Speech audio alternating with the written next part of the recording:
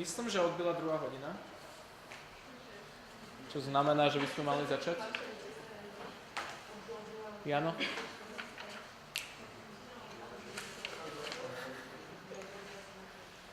Takže začneme druhý blok. Čo sa ešte týka prvého bloku, tak verím, že toho bolo na vás relatívne veľa nových definícií a tak ďalej. Chcem vás ale ubezpečiť, že s týmito vecami sa budeme stretávať, myslím, že už len dneska po obede. A potom prejdeme k nejakým iným veciam, kde už tú teóriu, ktorú sme vybudovali, budeme na nej ďalej stavať, ale už sa na nej budeme len odvolávať. Nebudeme už pokračovať v tých komplikovaných písmenkách a tak ďalej. Takže aj keď máte pocit, že ste neúplne pochytili, čo sa dialo do obeda a po obede budete mať tiež len takú zhrubú predstavu, to ešte neznamená, že budete stratení celý kurz. Je to rozkuskované na také časti, ktoré sú v princípe nezávislé. Jedna vec ešte, ktorú som zistil, že viacerí ľudia nepochytili hlavne kvôli mojej chybe, lebo som to tam nikde nenapísal, je, že toto HS, ktoré sa tu objavilo, to je ten ERM prediktor. To znamená, že HS je to, čo nám vyjde z použitia funkcie Ačka na ten náš sample set S. Hej?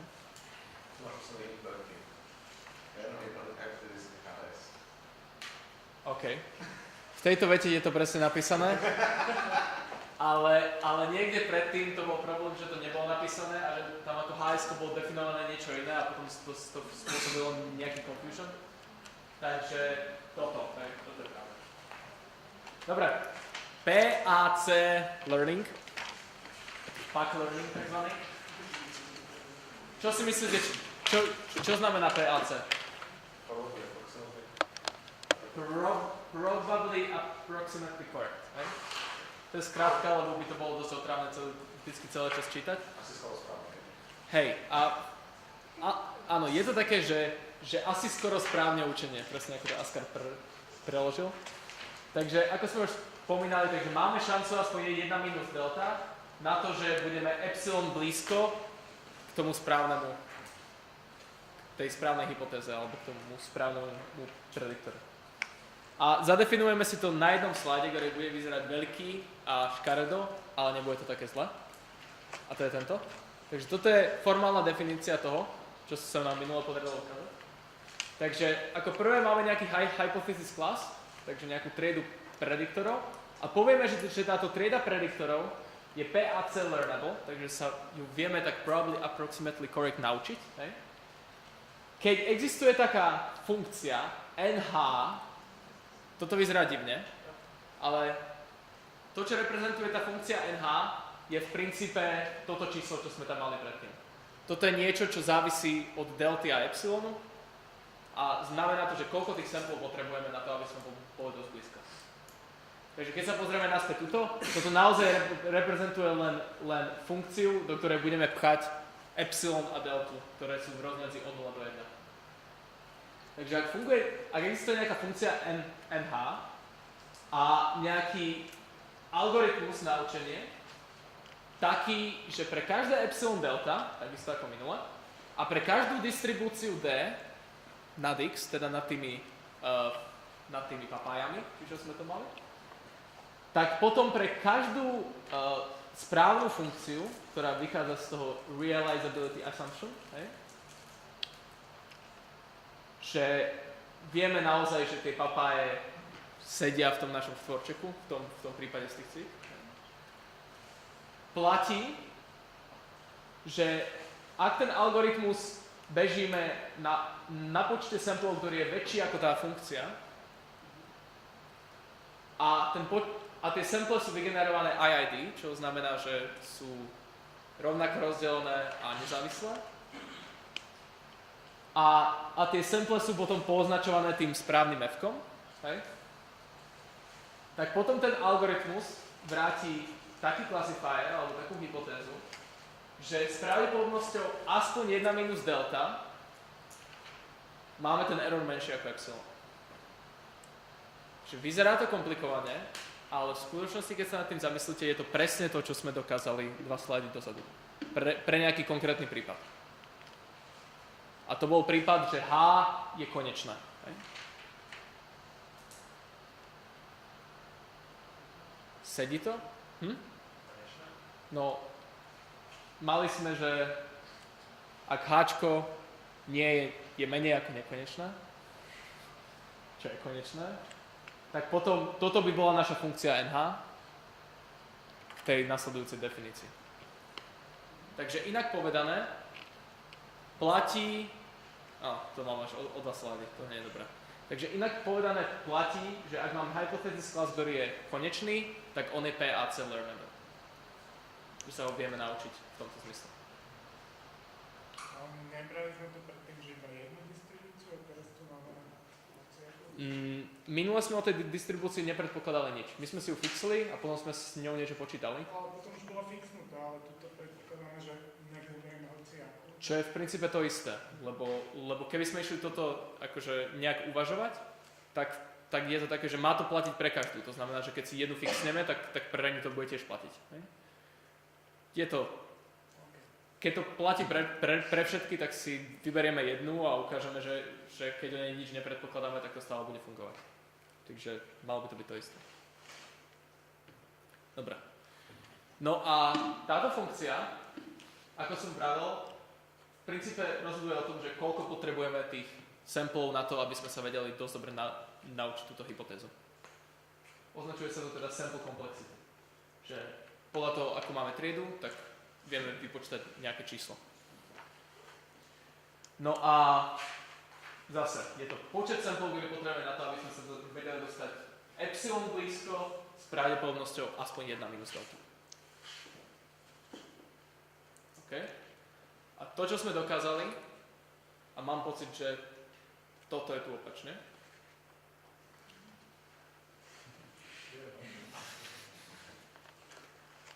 je, že naozaj, keď to Hčko je konečné, potom sa dá PAC naučiť s tým sample complexity, ktorý je väčší ako toto číslo. Je tam horná celá časť z jednoduchého dôvodu, že sú to mena celých číslach, takže počet sample bude určite celé číslo. Odtiaľ to je všetko jasné? Takže v princípe, čo sme urobili, je naozaj, že sme si len zadefinovali nejaký všeobecný pojem, ktorý by nám vyhovoval, ktorý je fajn, hej? Pomocou ktorého vieme povedať, že ak funkcia toto spĺňa, tak sa ju vieme nejakým spôsobom naučiť. Probably approximately correctly naučiť. Dobre. Dobre? Vždycky existuje také, že je to menšie alebo rovné. Lebo už sme našli takú, ktorá je menšia alebo rovná. Tak takto som to myslel. Hej, Marcel má pravdu. Takže... Menšie tam môže existovať ešte menšie. Hej. Teoreticky môže existovať menšie a my sme ukázali, že pre takéto to funguje. Takže na najvyš toľko toto bude a možno existuje niečo menšie. Hej. Toto je ináč úplne super vec, lebo keď sa nad tým zamyslíte, tak to, čo môžete urobiť, je, že ak aj máte nejakú nekonečnú triedu, tak ak si ju rozbijete na tú 32-bitovú reprezentáciu alebo 64-bitovú reprezentáciu, tak už je konečná. A teoreticky, ak spravíte nejaké jednoduché počítanie, tak viete spočítať, že koľko na najvyšších určite budete potrebovať v tom počítači. Môže byť, že je to veľmi zlý odhad, hej? Ale zhruba vám to povie, hej? Že akože úplne na najvyššie toľko to. Čo je také príjemné. Dobre. Chceli sme sa na to ale pozrieť viac všeobecne. Ako som spomínal, ten náš pôvodný setting bol veľmi obmedzujúci. Viacerými vecami. Jedna vec bola tento realizability assumption. Ak ste sa dobre zamysleli nad tým prvým cvikom, tak ste zistili, že je to naozaj silná požiadavka. V princípe žiadame, že v tom našom klase existuje správny prediktor.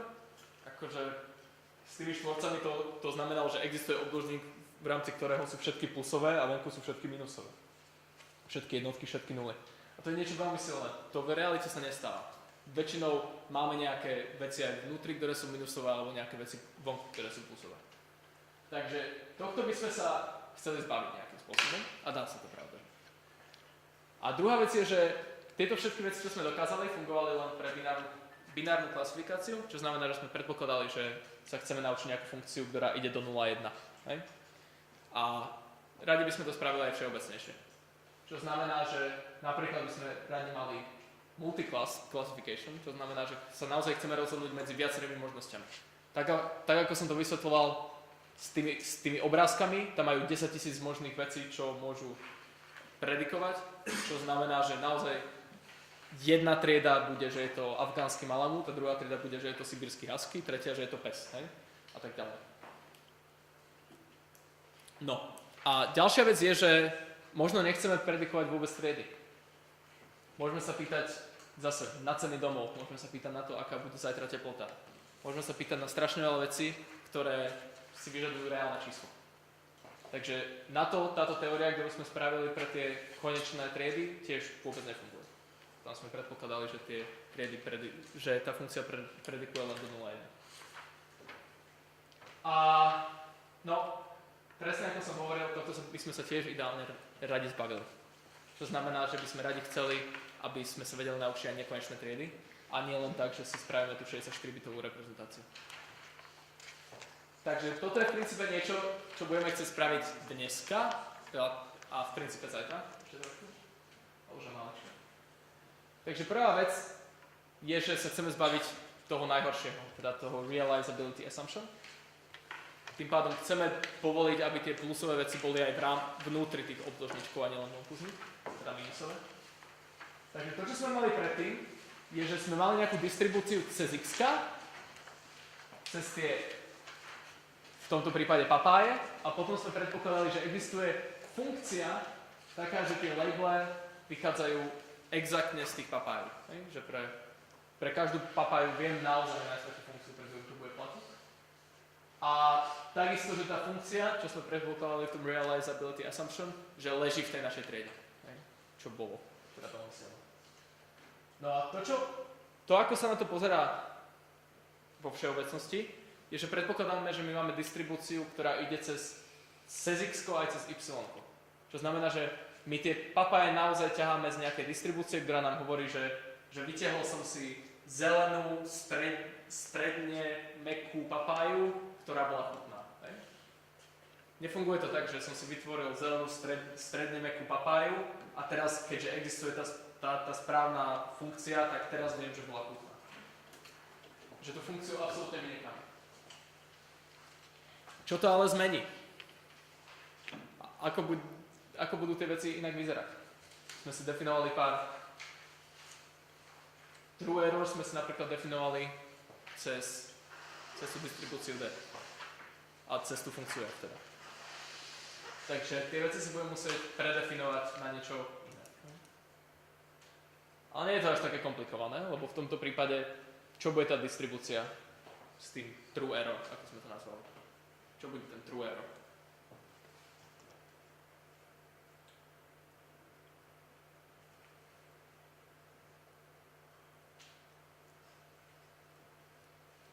Predtým to bola pravdepodobnosť, že hxi sa nerovná fxi. Tak teraz to bude čo?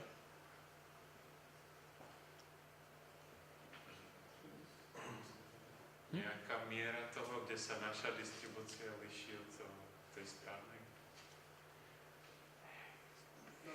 Vieš to povedať jednoduchšie? V minulosti sme si vysemplovali ten xi, Áno. prehnali to F-ko. a dostali y, a teraz už semplujeme rovno xi a y, čiže iba namiesto tam, kde v predošlej bolo f xi, tak to nahradíme rovno y.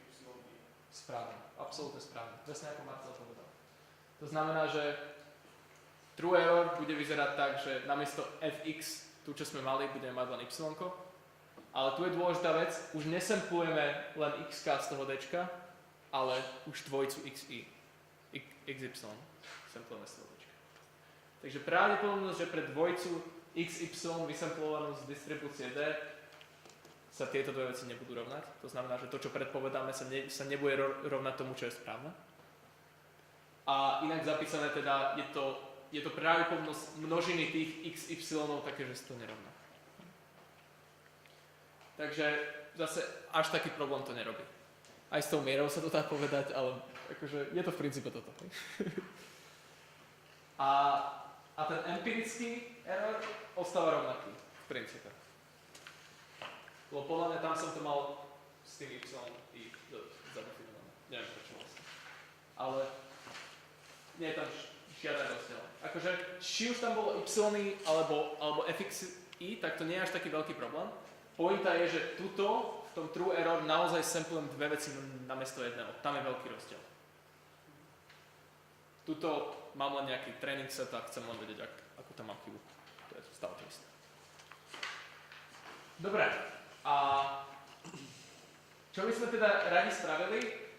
No, zase, radi by sme našli nejaký prediktor, ktorý PA znamená probably approximately, hej? Minimalizuje to LDH, kde LDH, hej, pozor, teraz už to nie je DF, ale je to len D, lebo je to táto vec. Už sme zabudli na to DF, lebo DF bolo príliš obmedzujúce. To znamená, že chceme minimalizovať toto, ale zase to nevieme minimalizovať, lebo nepoznáme Dčko. A je tu taká zaujímavá vec, ktorá sa volá, že Bayes Optimal Predictor, o ktorom sa dá ukázať, že tento vždycky minimalizuje LDH. Prečo je to tak? No. Nejaké nápady, intuícia?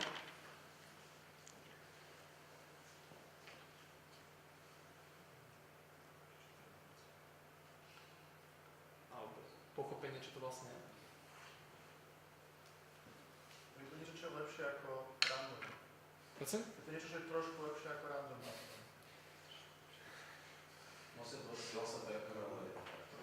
Nie je to, že troška lepšie ako random. Je to stále troška lepšie ako random. No, pointa je, že si vyťahneme nejaké x a chceme pre neho predpovedať y. Spravíme to tak, že spočítame